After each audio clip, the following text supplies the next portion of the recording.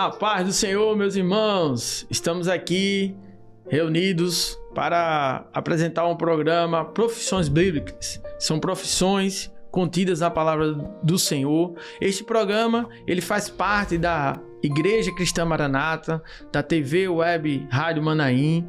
E você que não conhece, pode acessar no YouTube a nossa plataforma, o canal oficial Igreja Cristã Maranata, e lá no playlist digitar Profissões Bíblicas e vai aparecer todos os nossos programas aí. Temos mais de 30 programas falando de várias profissões contidas na palavra do Senhor. Claro que existem inúmeras, né? Mas estamos aqui abordando algumas e estamos aqui para dar continuidade. No programa anterior nós vimos um pouquinho sobre oleiro e aqui nós vamos dar continuidade nessa profissão que entendemos que é uma profissão que começa desde o Gênesis, né?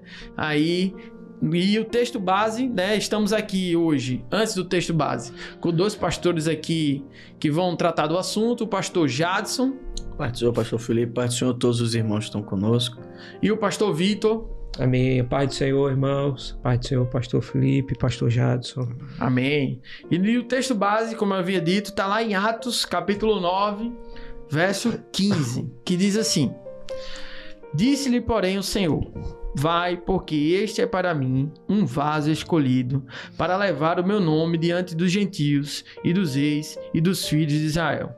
E eu mostrarei quanto deve padecer pelo meu nome. Eu até li tudo aqui porque a missão é grande, né, da vida de Paulo, né, esse texto relacionado a Paulo, mas com um conteúdo que nós vamos abordar aqui, que é a profissão oleiro.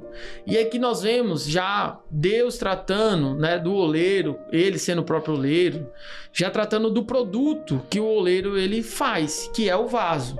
Então, claro que nós temos hoje, né, na profissão moderna, as olarias trabalham também com outros produtos cerâmicos. Mas aqui na palavra do Senhor, né, a grande ênfase, o grande cuidado era o trabalho dos vasos.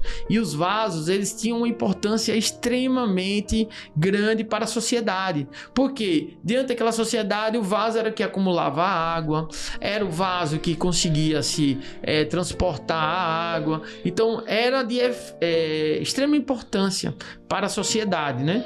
E aí, diante disso, eu queria convidar o pastor Jadson para já me ajudar aqui, pastor Jadson. Na parte técnica, né? A gente está falando aqui um pouquinho da profissão mesmo, né? O vaso, né? Que era assim, executado pelo oleiro, que é a profissão, né? Mas assim, quais são os processos? Eu fazia um vaso de qualquer forma, de qualquer ferramenta? Existia algum processo que eu tinha que executar para fazer um bom vaso, né? Se esse vaso tivesse rachado também, não ia conseguir levar água para canto nenhum. Então, pastor Jadson, nos ajuda aí como é que era feito esse processo produtivo. Amém. Assim do vaso, né, pelo oleiro. Amém, pastor Felipe. Lembrando que no episódio passado nós começamos a falar sobre o processo de coleta e preparação do barro, né, que era a matéria-prima utilizada para se fazer o vaso.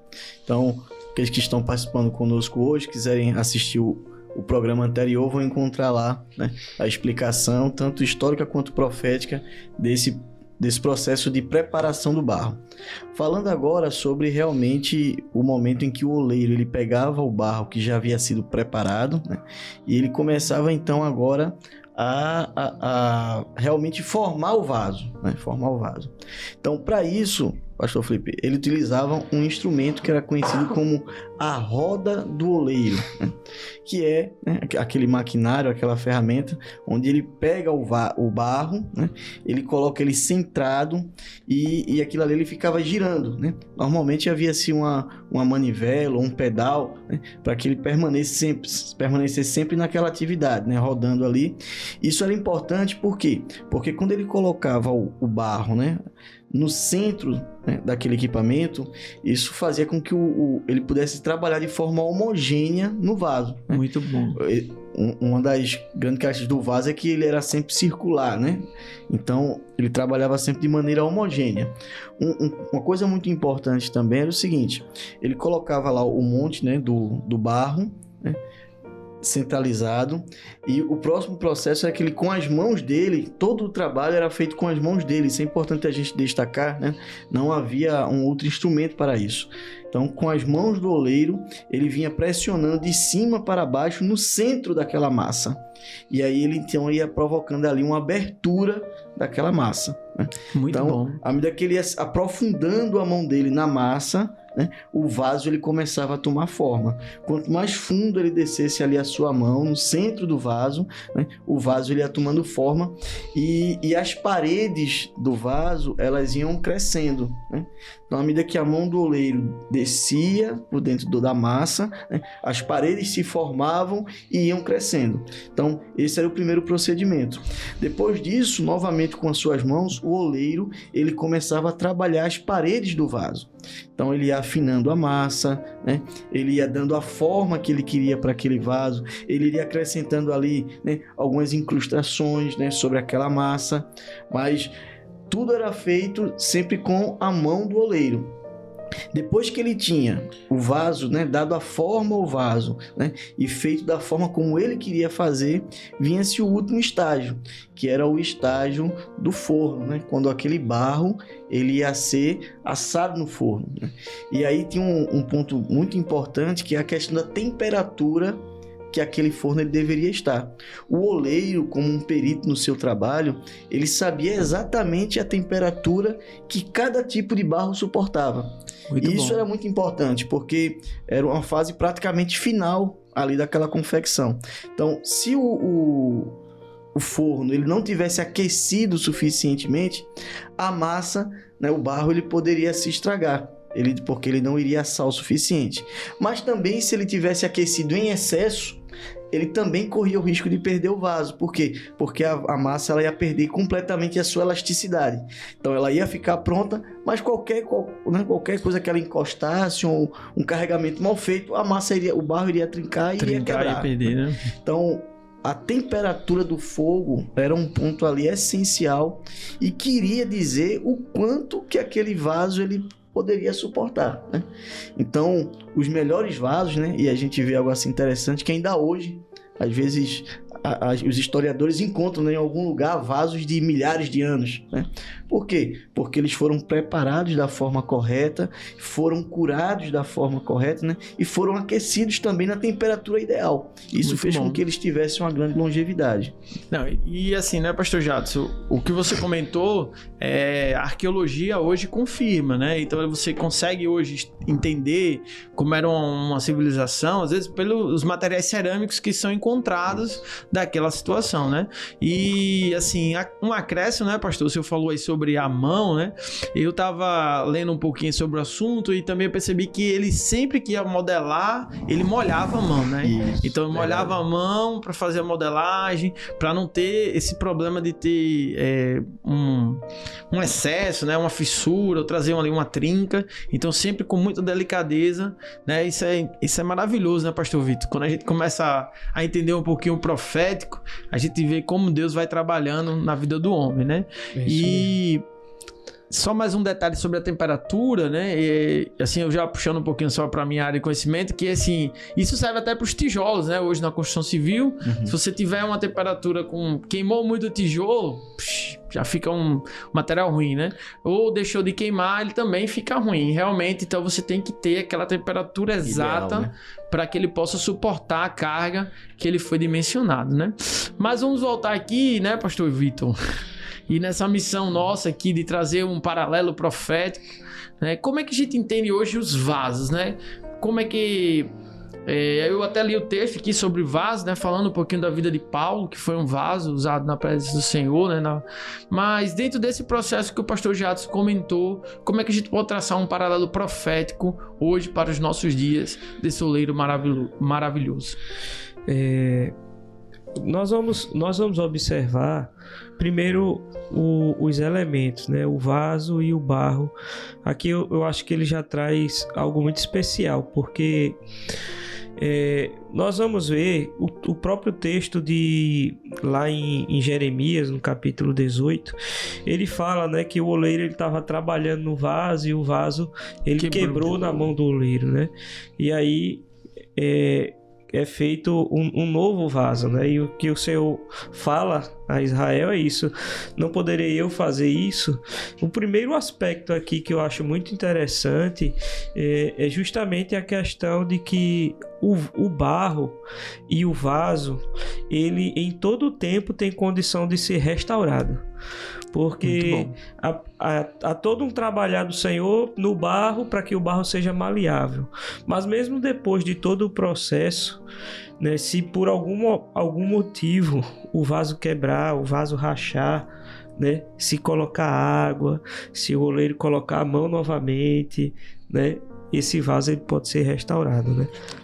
Esse primeiro aspecto aqui, né, que já fala muito conosco e com o homem de uma forma geral, que talvez você possa achar que a sua vida não tem solução, mas o Senhor nos fez de barro, né, do pó da terra, para mostrar que mesmo que o vaso se quebre, o Senhor tem poder para restaurar, né? A água, a palavra tem poder para restaurar o homem, a ação do Senhor tem poder para restaurar o homem.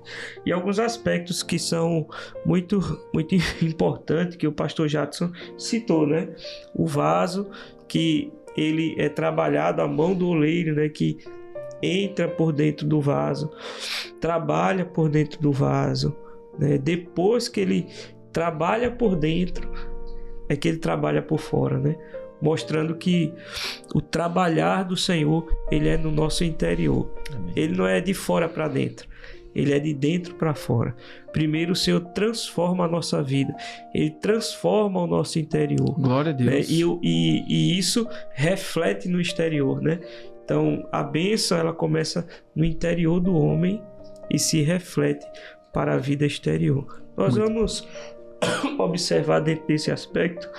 Há um texto aqui em 2 Timóteo, capítulo 2, verso 20 e 21, quando o texto diz assim: ora, numa grande casa, não somente há vasos de ouro e de prata, mas também de pau e de barro, uns para a honra, outros, porém, para a desonra. De sorte que se alguém se purificar destas coisas, será vaso para a honra, santificado e idôneo para o uso e preparado para toda boa obra do Senhor. Então, é exatamente o texto que o pastor Felipe leu no início, né? Paulo, o Senhor olha para ele e diz: olha, esse que é para mim um vaso escolhido. E se nós pegarmos a vida de Paulo, nós vamos observar que esse processo do oleiro lá, né? Porque Paulo, ele era um vaso, mas nós podemos citar na vida dele que ele era um vaso para a desonra, porque ele perseguia, ele consentia na morte, né? Ele prendia. Então ele era ali um vaso para desonra. É tanto que o Senhor diz: olha, Saulo, Saulo, por que me persegues? Só que quando o Senhor fala com Saulo, aquele vaso para desonra foi quebrado, né? Ele cai por terra, ele passa 3 dias cego, né? Vai na rua direita, o Senhor começa a dirigir ele. É todo o processo, é a escolha do Senhor. E esse é para mim um vaso escolhido, né? Então ele foi escolhido pelo Senhor, né? Ele passa ali aquele período cego, buscando ao Senhor. O Senhor começa a se revelar a ele, né? Depois Ananias vai lá orar por ele, impõe as mãos, ele é batizado com o Espírito Santo. Glória a Deus. Então ele passa a ser preparado para ser vaso para a honra. E ele é quebrado, né? Assim, quebrado mesmo, porque ele fala: dura para ti recalcitrar com seus aguilhões, né? Quer dizer, ele não queria ser quebrado não, né, pastor Vitor? Exato. Ele queria estar ali, né? Exato. E aí, é esse verso 21, né? De sorte que se alguém se purificar destas coisas, será vaso para a honra. Glória então, a Deus. Todo homem tem condições de ser vaso para a honra. Isso mesmo. Basta aceitar ser um vaso novo, né? O Senhor quer fazer do homem um vaso novo, né? Para a glória dele, para que o nome dele seja glorificado, né? E o que se coloca dentro do vaso? Quem coloca é o Senhor. O vaso, ele é... Normalmente ele recebia água aponta para a palavra, ou recebia azeite, aponta para a operação do Espírito Santo, ou recebia perfume, aponta para o bom perfume de Cristo. Então, o vaso ele era muito utilizado para essas coisas. Água, ou então perfume, ou óleo, ou seja, sempre uma utilidade profética. Então, o projeto do Senhor é para que a gente seja cheio da palavra, cheio do Espírito Santo, que nós sejamos vasos que exala o bom perfume de Cristo. Muito Então, bom, muito bom. é o vaso para a honra, né? E é isso o Sim. chamado do Senhor para todo homem. Até me lembrei aqui de um exemplo, o próprio Pedro. O Senhor chamou ele caminhou com o Senhor, foi chamado para ser pescador de homens, ou seja, um vaso escolhido. Mas nós conhecemos a história que Pedro, ele negou o Senhor. Negou. Mas o Senhor foi até ele. O vaso foi quebrado, né? E o Senhor encontra Pedro e fala com Pedro, né? Pedro, tu me amas? Sim, Senhor, tu sabes que eu te amo. E por 3 vezes, né? E no final ele diz assim, apacenta as minhas ovelhas. Em outras palavras, o Senhor diz assim, você agora tem que ser vaso de honra. Você é um vaso, eu estou te restaurando, você vai ser um vaso útil na minha obra, né? E Pedro foi restaurado e de fato ele foi um vaso para a honra, né? Na primeira mensagem 3.000 almas se convertem, depois 5.000 almas se convertem, ou seja, um vaso que foi restaurado e foi colocado para a honra e a glória do nome do Senhor. Muito bom, amém, glória a Deus, né? Isso aí, meus amigos, estamos chegando aqui no fim dessa profissão, o oleiro, né? Queria agradecer ao pastor Jadson e ao pastor Vitor. Amém. Pai do Senhor, irmãos. E a você que nos assiste, né? Dizer que você pode ser restaurado também. Deus tem o poder de restaurar, né? O nosso Jesus, ele pode fazer isso na sua vida, como o pastor Vitor comentou. E fica conosco, né? Ainda não é o final, temos algumas outras profissões para tratar. Mas deixo aqui o meu obrigado e a paz do Senhor Jesus.